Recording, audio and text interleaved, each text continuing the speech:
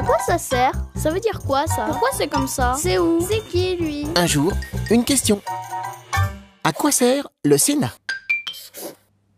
En France, les deux grands pouvoirs politiques sont le gouvernement qui dirige l'État et le Parlement qui vote les lois. Le Parlement est constitué de deux assemblées. L'Assemblée nationale, avec ses députés, et le Sénat, avec ses sénateurs. Il y a 348 sénateurs dans notre pays. Ils se réunissent et travaillent dans le Palais du Luxembourg, un très beau château dans le centre de Paris. À la différence des députés, ou du président de la République, les sénateurs ne sont pas élus par tous les citoyens.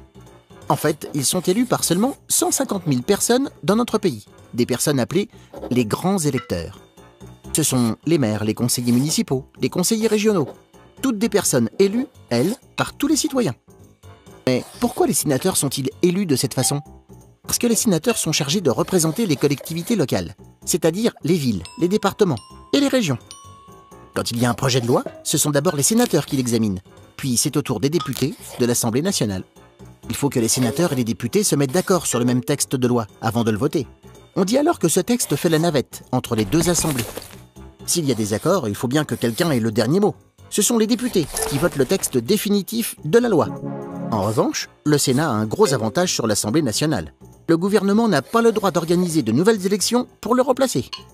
Et le président du Sénat est le deuxième personnage le plus important de l'État. Il peut même remplacer le président de la République, s'il est par exemple trop malade pour exercer le pouvoir. Tu te poses des questions? Nous, on y répond.